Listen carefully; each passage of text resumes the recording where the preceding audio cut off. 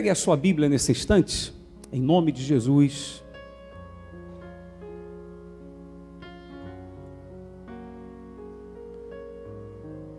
E abra a Bíblia no livro de Marcos.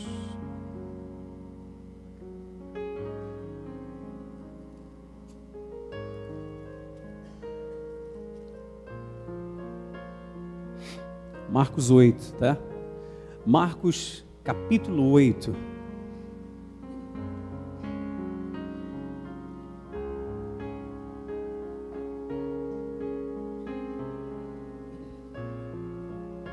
Marcos é o segundo livro do Novo Testamento. Marcos capítulo 8. Abram aí, por favor. Bastou uma palavra tua pro filho da viúva se levantar.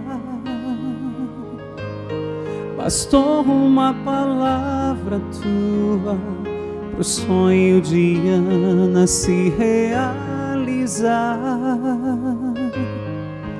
E os sonhos que morreram no caminho vão ressuscitar. Basta que eu invoque o teu nome,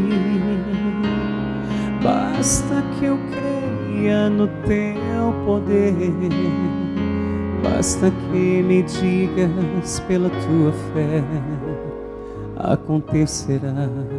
A palavra de Jesus, ela tem o poder de transformar vidas. É sempre importante que no momento da palavra você, não que os demais momentos do culto não sejam importantes, mas que na palavra você realmente não deixe que nada tire a sua atenção, para você poder absorver realmente o que o Senhor Jesus nos ensina.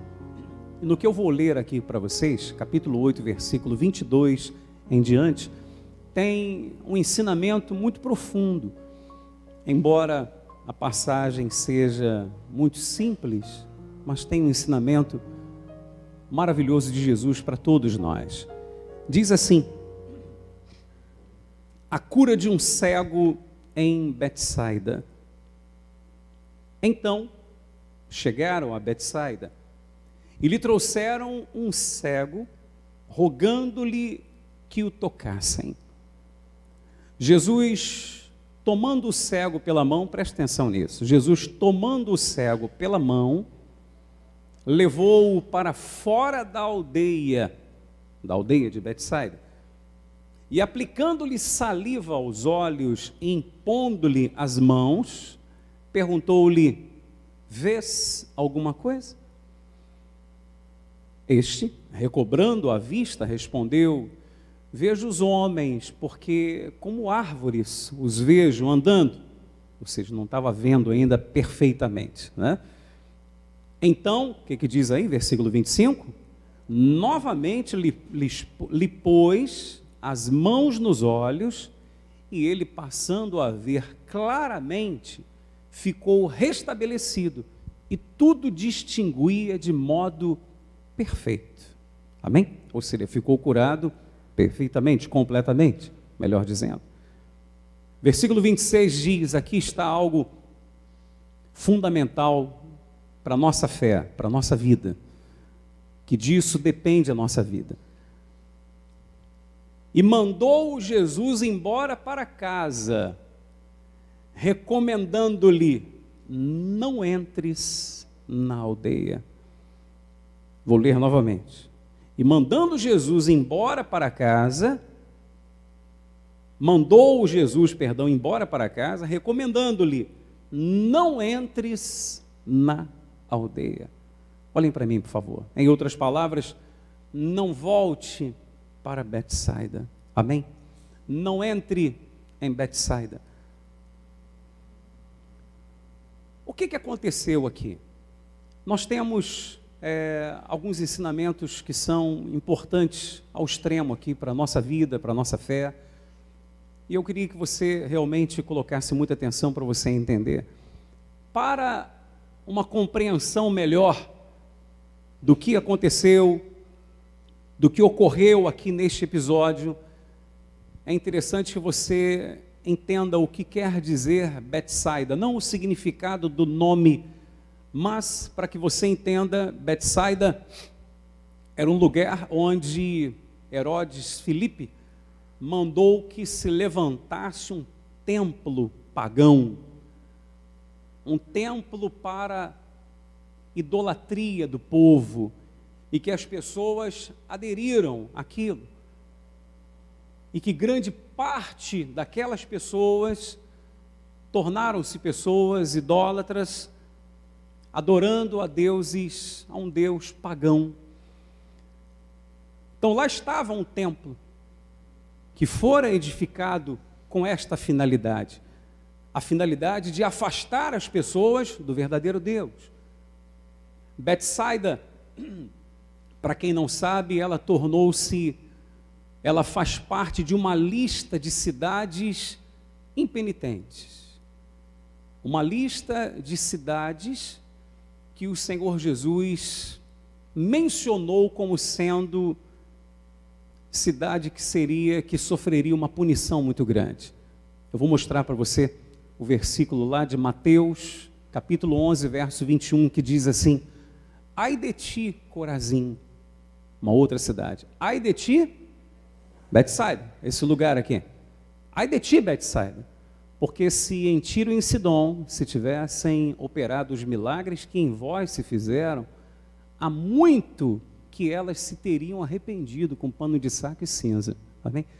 Ou seja, um lugar onde Jesus fizera maravilhas, milagres, mas ainda assim as pessoas mantiveram os seus corações endurecidos. Betsaida estava próximo de um local onde o Senhor Jesus alimentara 5.000 homens com a multiplicação de pães e peixes. Então, um lugar que não viu poucas coisas, não. Viu bastante coisas feitas por Jesus, mas ainda assim não criam no Senhor Jesus, não depositavam nele a sua fé, mantiveram-se com os corações endurecidos. Quem compreende o que eu estou dizendo, por favor? Aí você começa a entender, o porquê que o Senhor Jesus, quando o apresentam aquele cego, Jesus de passagem por aquele lugar, diz a Bíblia que o Senhor Jesus não cura imediatamente o cego ali. Que Jesus faz o que com o cego? Vamos ver quem leu com atenção ou quem prestou atenção. O que Jesus faz? Toma ele pela mão e leva ele para onde? Para fora da aldeia. Meu filho, vem cá, vamos sair daqui primeiro. Betsaida representa incredulidade. Betsaida representa ausência de compromisso com Deus. Betsaida representa dar as costas para Deus e confiar em outras coisas. Betsaida representa o pecado em evidência, tá? Então, quando o Senhor Jesus se depara com aquele cego, alguém lhe apresenta o cego, imediatamente a primeira coisa que ele faz, repete comigo, o que é? Tomá-lo pela mão e tirar de lá. Porque entenda uma coisa, o Senhor Jesus ele não depende do ambiente para que ele opere na vida de uma pessoa. Jesus não depende, mas normalmente o candidato ao milagre depende. Amém? Para que a sua fé seja o quê? Despertada de alguma forma. O homem estava num lugar cujo ambiente era oposto ao ambiente da fé, era contrário ao Deus de Israel, ao Deus que nós cremos. O homem estava num lugar onde a incredulidade imperava, onde o pecado imperava, onde a ausência de compromisso com Deus imperava. Ou seja, o ambiente não era propício a despertar o quê? A fé. Aí a importância de estar na casa de Deus. Aí a importância de vir na casa de Deus. Porque na casa de Deus há um ambiente para você ter um encontro com Deus. há um ambiente melhor para você desenvolver a sua fé. Há um ambiente melhor para você estreitar a tua comunhão com quem? Com Deus. Para o Senhor Jesus, repito, não faz diferença. Ele é Deus, Ele opera o milagre onde quer. Digam graças a Deus. Ele não tem todo o poder? Tem todo o poder. Mas, para o candidato ao milagre, o ambiente é importante. Se faz necessário. Então, o Senhor Jesus, primeira coisa, vamos sair daqui, vem cá, vem para fora, vamos sair de Betsaida, vamos sair desse lugar, porque para você, aqui dentro não vai dar.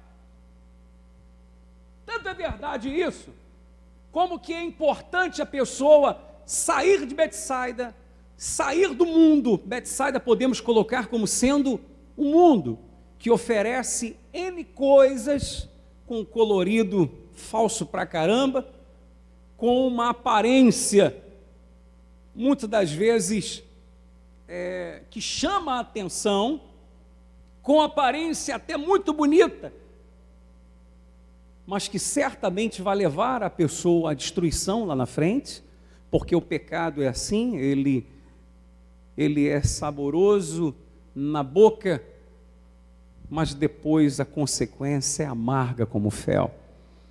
Na boca é doce como mel, mas a consequência é amarga como fel.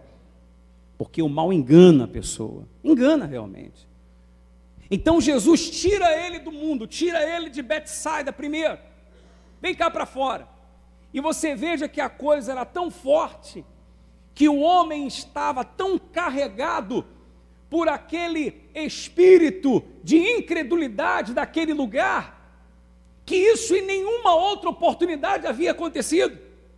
Jesus passa a saliva nos olhos dele, Jesus chega a tocar nele, impõe a mão sobre ele, e o homem não fica curado logo de primeira. Aonde você encontra isso mais na Bíblia? Todos os outros imediatamente ficaram curados, concorda comigo? É ou não é verdade? Aí você começa a entender como o lugar era pesado. Jesus teve que tirar o quê? O homem de lá. Vamos sair daqui.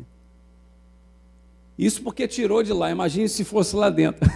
É ou não é verdade? Sim ou não? O problema, eu pergunto, estava em Jesus? Não. O problema estava em quem? Na pessoa que se deixou influenciar pelo lugar. O lugar estava influenciando a pessoa, infelizmente. A negatividade do lugar, o pecado do lugar, a idolatria do lugar, a ausência de compromisso com Deus do lugar, contaminaram aquele homem. Então Jesus passa saliva nos seus olhos e pergunta: você vê alguma coisa? Você veja que todos os demais, Jesus dizia: vai, tua fé te salvou. É ou não é verdade? Tua fé te salvou. Deste homem não. Porque nele não havia o quê? A fé necessária. Mas, agora, ele estava perto de quem? De quem, pessoal? De Jesus e de pessoas que tinham a fé. Ele estava perto de Jesus e de pessoas que tinham uma fé, que seguiam Jesus. Não estava mais aonde? Aonde, pessoal? Em Betsaida. Não estava mais em Betsaida. Não estava mais. Estava fora de Betsaida. Então você veja que foi uma coisa gradual. Na segunda vez que Jesus impõe a mão novamente, aí sim o homem diz: poxa, agora eu vejo o quê? Claramente, agora eu vejo perfeitamente. Então você veja que à medida em que a pessoa vai se aproximando de Jesus, se aproximando das coisas de Jesus, se envolvendo com as coisas de Jesus, naturalmente a sua fé, a tendência é o quê? Aumentar, desenvolver, sem dúvida alguma. Quanto menos você se envolve com as coisas de Deus, menor é a sua fé. Aí chega aquele momento da pessoa precisar de usar a fé, não tem. Não tem. Aí entra em quê? Em desespero. Entra em desespero. pior coisa é uma pessoa desesperada, não consegue enxergar nada, não consegue ver saída, não consegue ver solução, só declara derrota, fracasso, meu Deus, e agora? Já era, está tudo perdido, não tem mais jeito, não tem mais saída, estou roubado e tal, enfim. As palavras, cada um vê. Estão entendendo o espírito da coisa? Sim ou não? O que acontece? Jesus curou o homem, sim ou não? Curou ou não curou, pessoal? Quem crê que Jesus curou aquele homem? E vai curar a sua vida também, amém, pessoal? Vai curar a sua vida também, receba isso em nome de Jesus. Vai curar a sua vida. Não me refiro simplesmente à doença física, não. Há de curar a tua vida. Corpo, alma e espírito, o que necessita ser curado. Basta você aproximar-se dele. Basta você permitir que ele pegue você pela mão. Amém? Imagine se quando Jesus pegasse o homem pela mão, vamos sair daqui, o homem dissesse assim, não te conheço, que negócio é esse? É ou não é verdade? Não pega na minha mão não. Não quero não. De repente você diz, não bicho, isso aí não existe, claro que existe. Quantos não negaram Jesus? Quantos não quiseram a visita de Jesus? É ou não é verdade? É só você ler a Bíblia. Quantos não desprezaram a visita de Jesus? Quantos eu não já conversei? Não quero que ore por mim, não. Não coloque a mão sobre mim, não. Há pessoas assim. Mas o homem quis. Seguiu Jesus, foi atrás de Jesus, tirou ele de Betsaida, operou o milagre. Aí no final, o que Jesus disse? Vejam todos comigo novamente o versículo 26. Versículo 26. Aí antes de eu ler do versículo 26, não, vamos ler, para a gente poder concluir direitinho o pensamento. Diz assim, ó, e mandou-o Jesus embora para casa. Quer dizer que a casa dele não era ali na aldeia. Amém, pessoal? Mas estava ali. Recomendando-lhe. Então mandou Jesus embora para casa, recomendando-lhe, não entres na aldeia. Aí dá para você entender por que Jesus mandou ele não entrar na aldeia? Olhem todos para mim, por favor. Eu te pergunto, por que Jesus falou para ele não entrar na aldeia? Para ele não voltar para Betsaida? Por quê? Porque se ele voltasse, certamente a cegueira voltaria. O problema voltaria. Entende o que eu estou dizendo? O diabo sabe disso. E o que ele quer é exatamente que você faça isso. Volta para Betsaida. Volta para Betsaida. Não fica na igreja, não. Esse negócio de ficar na igreja, de buscar Jesus, vem para Betsaida. Porque ele sabe que você, em Betsaida, você está vulnerável à ação dele. Ele entra na tua vida a hora que quiser. Entende o que eu estou dizendo, pessoal? Mas você fora de Betsaida e junto com quem? Com Jesus e com pessoas que têm a fé no Senhor Jesus, ele não vai poder te tocar. Digam graças a Deus. Não vai poder te tocar. Então ele diz, não volte para Betsaida. Não entres em Betsaida.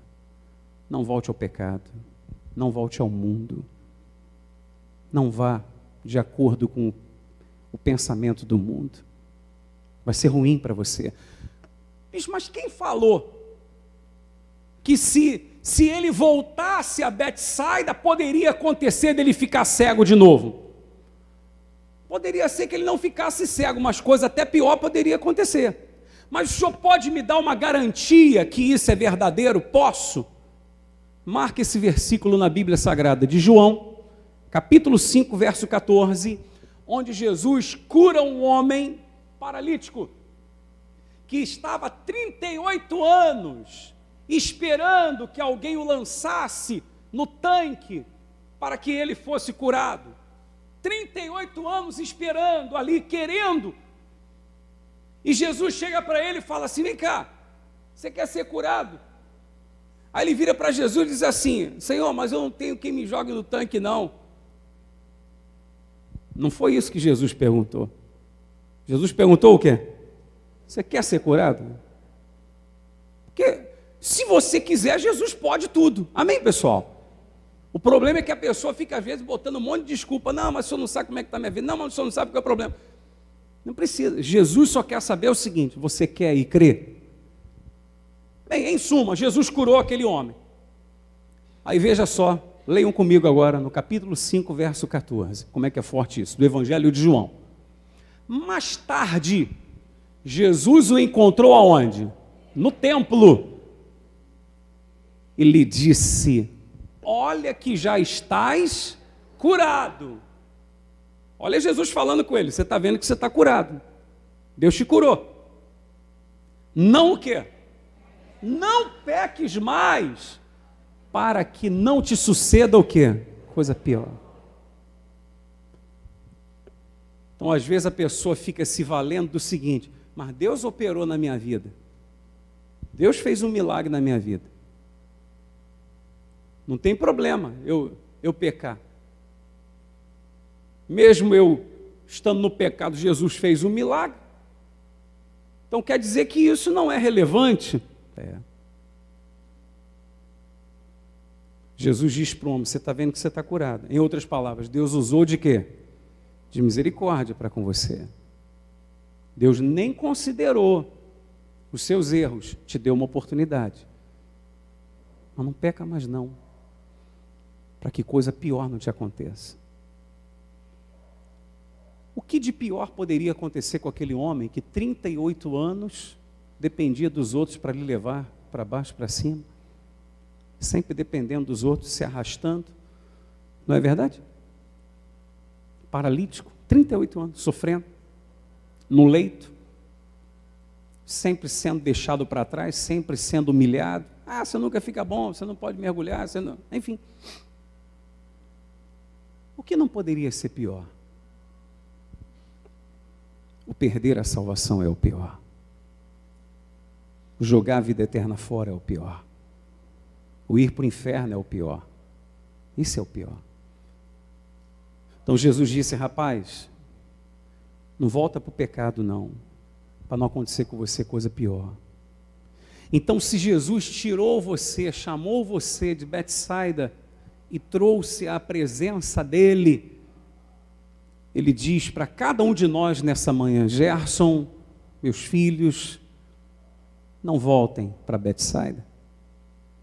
Não volte para a idolatria, não volte para a vida sem comunhão com Deus, não volte para o erro, não volte para uma vida onde não existe a presença de Deus, não volte às coisas erradas, não volte, não faça isso, não volte para Betsaida, não entre em Betsaida, se você ainda não entrou, permaneça fora. Porque você de repente diz: não, bicho, nunca participei das coisas erradas do mundo não e tal, dos prazeres errados do mundo não, então não entre em Betsaida. Se você saiu deles, não volte para Betsaida, para que coisa pior não te aconteça. Você veja, o problema desse homem se devia exatamente aos seus erros. E Jesus disse: não peques mais, para que coisa pior não te aconteça. Então Jesus diz para cada um de nós: não minta, não ande no erro, ou na prostituição, enfim, no engano, na idolatria. Não se deixe levar pelo colorido falso do mundo, pelas ofertas aparentemente prazerosas que o mundo te faz. Não entre em Betsaida, não entre. Sai de lá, ou não volte para lá, porque a consequência pode ser muito ruim. Amém? Entende o que eu estou dizendo? Quem compreende isso, em nome de Jesus? É simples, mas é forte, para mim e para você. Então eu não estou aqui pregando, você, nós. Jesus diz para quem? Para nós: não entre em Betsaida. Então ninguém amanhã ou depois, tomando uma decisão errada diante de Deus e colhendo os resultados negativos lá na frente, ninguém vai poder dizer: poxa, mas ninguém me avisou. O Senhor Jesus, Deus, nos avisou nesta manhã. Sim ou não? Nos avisou. Não entre em Betsaida, não volte para lá. Só para concluir, talvez Betsaida não esteja do lado de fora, talvez esteja dentro de você. Talvez você não tenha que sair de Betsaida, mas tirá-la de dentro de você. Compreende isso? De repente, Betsaida está dentro, a mágoa está dentro, o ódio, o rancor, o pecado está dentro, o sentimento que não é bom para você e você sabe que não é, mas você mantém, alimenta-o dentro de si. Tira de dentro de você. E o Senhor Jesus está para te ajudar. Amém? Você veja que a fé daquele homem cresceu gradualmente. Quando Jesus o tira de lá, a fé era quase que nula. Mas ali, certamente, ouvindo Jesus, o que Jesus estava dizendo, para despertar a sua fé, na primeira imposição de mão, sua fé já se tornou uma, passou a ver mais ou menos, daqui a pouco a fé foi crescendo e estava vendo claramente. Quero dizer para você que gradualmente a sua fé vai crescer, se você determinar, Senhor Jesus, eu vou me envolver com as coisas do Senhor, eu vou me envolver contigo, com a tua presença, não para se tornar um fanático, um bitolado, absolutamente você não precisa disso. Um religioso você também não precisa, porque Jesus não é religião. Amém, pessoal? Deus não tem religião. Deus tem a sua igreja. Quem é a igreja? A igreja são as pessoas que tomam a decisão, a igreja é formada por pessoas que tomam a decisão de fazer do Senhor Jesus seu Deus, seu Senhor e seu Salvador. Digam graças a Deus. Entenda, quando Jesus diz, fechando, não volte para onde? Não volte para Betsaida, não entre em Betsaida. Aí você pode tanto não entre ou não volte, porque quem nunca esteve, então, não entre. Quem estava e Jesus tirou de lá, então não volte para Betsaida. O Senhor Jesus está nos orientando. Mantenha-se longe, mantenha-se distante de Betsaida, das coisas erradas do mundo, para que a sua fé possa desenvolver, para que a sua fé possa crescer, porque perto de mim, Jesus falando para aquele homem, rapaz, você longe de lá, o mal não vai te tocar. Mas se você entrar numa de, vou voltar para lá, entrar naquela de que, não, mas eu não vou cair não vou errar não, vou estar ali só com os amigos só, mas não vou participar das coisas erradas dele não, você vai estar junto, daqui a pouco ele vai te envolver, você vai fazer a mesma coisa. Porque muitos começaram exatamente assim. Então vigie em nome de Jesus, não vá para Betsaida. Não volte para Betsaida, não entre na vida de Betsaida, mantenha-se na presença de Deus, digam graças a Deus. Se você diz assim, Bispo Gerson, eu entendi, e eu quero isso para a minha vida, fique de pé, por favor, em nome de Jesus, que eu quero orar por você, nesse instante.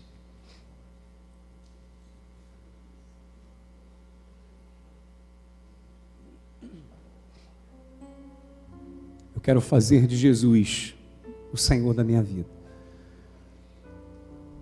Então Ele dá a cada um uma chance, uma oportunidade.